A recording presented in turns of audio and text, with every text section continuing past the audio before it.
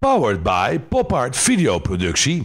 Sponsored by vechtsportonline.nl.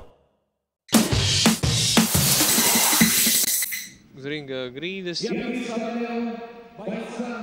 tādējādi tas nebūs noteikuma pārkāpums. Vienmēr sakot MMA, latviski sakot, un holandietis, starp citu, ir trīskārtējs savas valsts čempions tieši šajā divcīņas veidā. 27, lūk pa kreisi jūs viņu redzēsiet. Redzat jau tagad 27 uzvaras, 17 ar nokautu, 5 zaudējumi, tātad 32 profesionālās cīņas. Benelux valstu čempions, ne tikai Holandes. Un Las Vegas kaut kas no hip-hop klāsta. Nu, es domāju, ka jums nav jautājumu, kāpēc viņš izvēlējies ar hip-hop mūziku.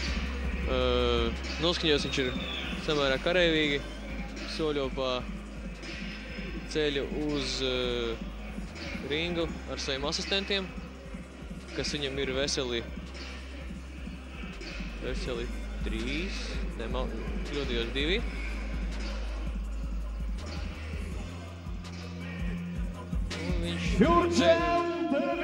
Un viņš sveicina Arēnu Rīga. Kā jau teicu, holandieši šajā sportā ir viena no vadošiem Eiropā, ja ne number one, pirmie Eiropā. Представитель Белоруссии.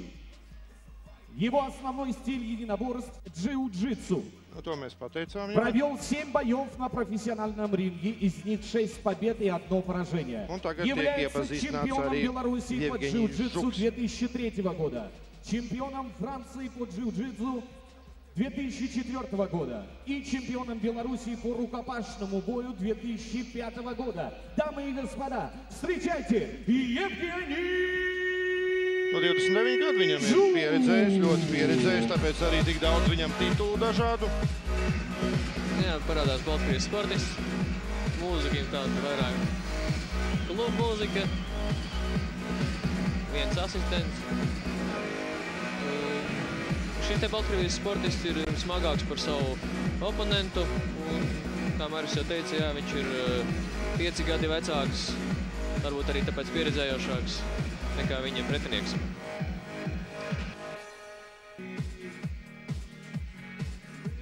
Gribētu atgādināt, ka šai cīņai raundi būs 2 un katrs rauns būs 5 minūtes. Tātad nebūs tik daudz gongu kā iepriekšējā cīņā.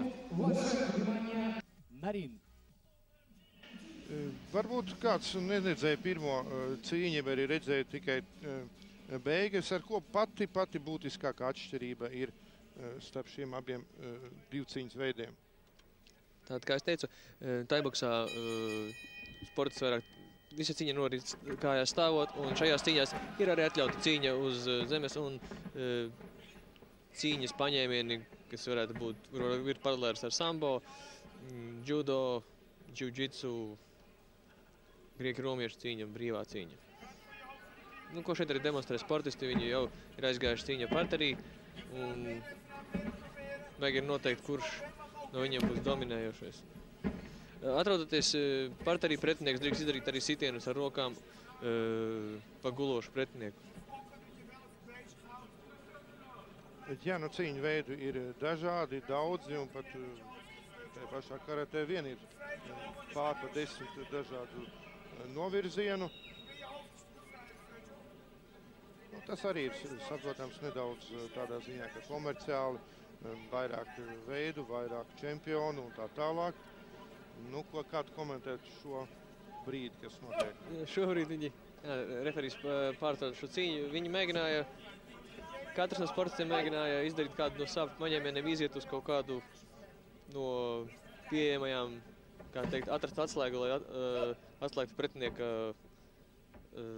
aizsardzību.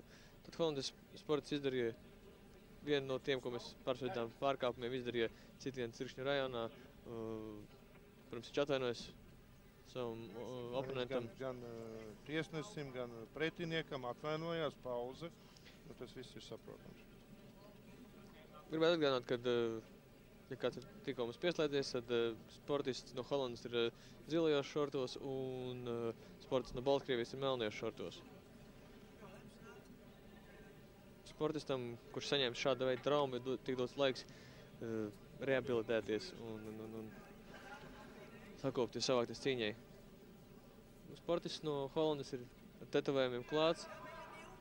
Mums tetovējis uz vēdera sev Bad Boy, kas ir arī viens no brandiem, kas ražo ekipējumu cīņas sportveidiem. Baltkrievijas sportists ir atkopies un turpināt cīņu.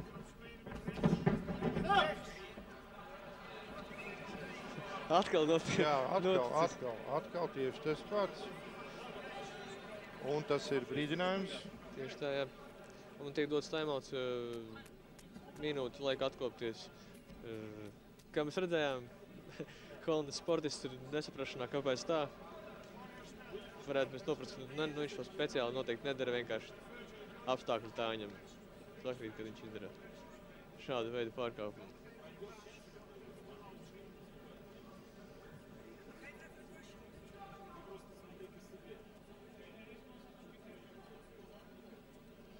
Visi gaidām, arī zālē šeit. Skatītājs sāk aplaudēt. Tas nozīmē, ka laikam Baltkrievijas sportists tomēr celsies un turpinās cīņu. Jā, skatītāji uzmundrina viņu un cīņa turpināsies.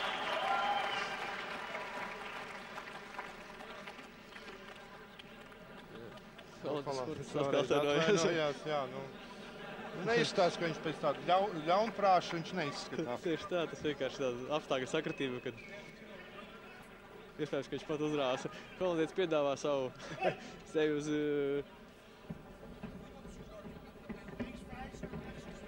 Un cīņa turpinās. Man liekas, paslīdē vienkārši. Iespējams, bet es domāju, ka tas bija viena no taktiskiem paņēmieniem, lai viņš ātrāk varētu novest cīņu uz parterī.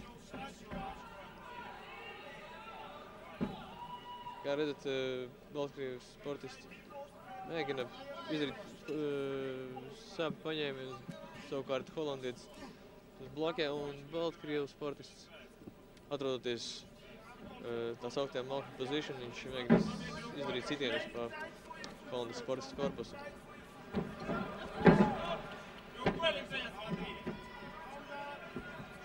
Holandas sportisti mēģina izlaust Baltkrieviem roku, bet Baltkrievs paspēja izrauties. Nē, kost nevar, bet starp citu ir cīņu veids, kur tas ir atļauts. Jā, ir tāds viens cīņas veids, kur tiek piekopts arī šāda veida uzbrukumi.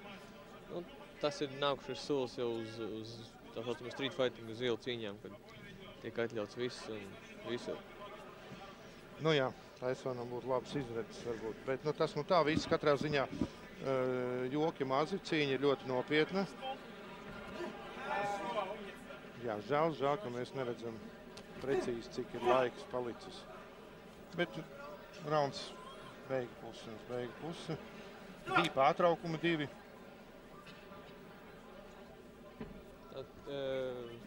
Ringa tiesas ir pārtraucis šo cīņu, jo sportisti bija izgājuši jau ārpus ringa. Viņi, jā, varbūt skatītāji nav izpratuši, bet tā parasti notiek, kad ja sportists izlien ārpus ringa, tiesas viņus iesauc ringa centrā un viņi nostājas tieši tādās pašās pozās, pozīcijās, kādās viņi atradās, kad izgāja ārpus ringa, lai varētu cīņu turpināt.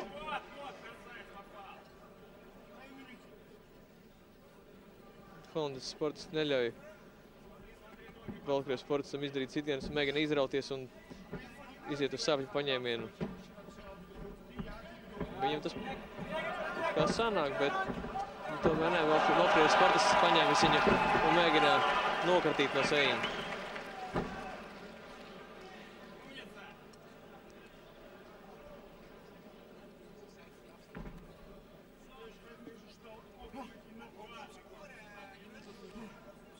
Tad Holandas sportists fiksē Baltkrievijas sports un izdara sitienus galvā.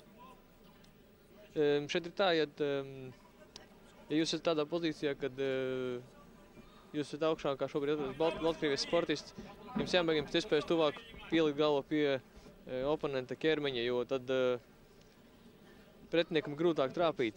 Un savukārt tas palielina jūsu izredzes uzvarēt. Bet holandietim šajā situācijā, nu, man liekas, ka maksimāli viņam ir nezaudēt šajā brīdī. Tas, ja sportists ir lejā, nevienmēr nozīmē, ka viņš ir tuvāk zaudētāja pozīcijai. Jā, raunda beigas.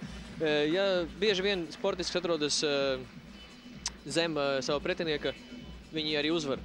Atrodas tādā pozīcijā. Sportisti atkopjās, saņem vērtīgu informāciju no saviem. Tas viss notika iepriekšējā raundā.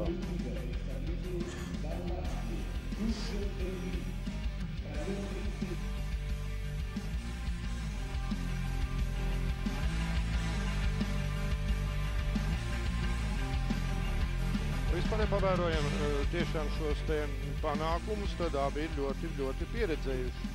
Gan Baltkrievam ir 3 čempionu tituli, pat Francijas jiu-jitsu atklātajā čempionātā, un MMA holandietis vinnējis ne tikai Holandē.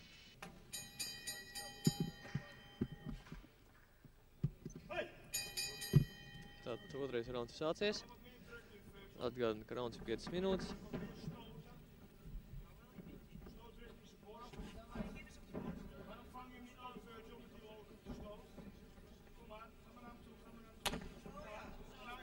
Sportisti abi šobrīd cīnās stāvus, izdara vairākus lokikus un Holandas sportists paņēmis un met Baltkrievu, izdarīja pāris sitienus ar celi.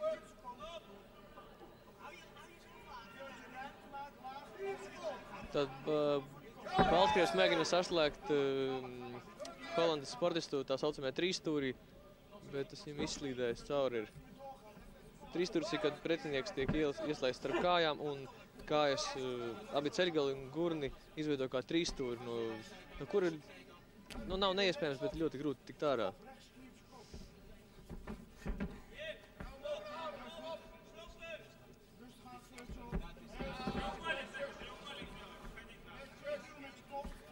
Devins mēģina nožņaukt ar gurniem Žukovu, bet Žukovs tomēr tik ārā un šobrīd izskatās, ka jā, Devins ir saslēdzis trīsstūrī Baltkrievijas sportistu. Jā, Baltkrievijas sportists kapitulē.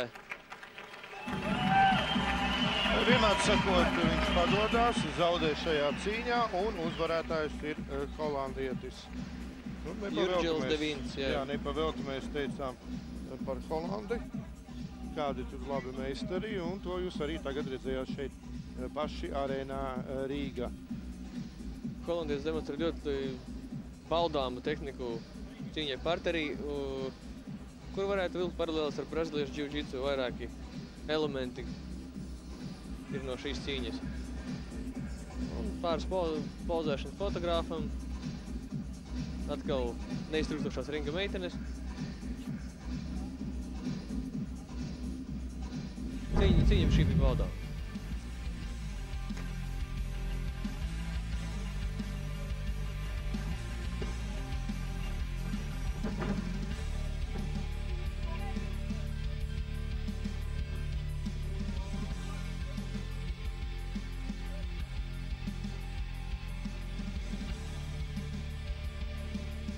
Nu, te nav viss ir skaidrs, holandietis ir uzvarējis, Evgenijs Žuks padevās, bet, nu, viņš bija spiests padoties.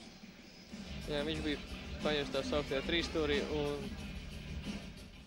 Итак, в этом поединке в результате болевого приема победу одерживает Sāpi paņēmienu uzvaru izcīna holandietis Devins Holandē. Bet es ceru, ka mans kolēģis Davids Enštreits ir sagatavojis kādu interviju. Jurģils Devins. Аплодисменты его сопернику, представителю Белоруссии, Евгений Жук.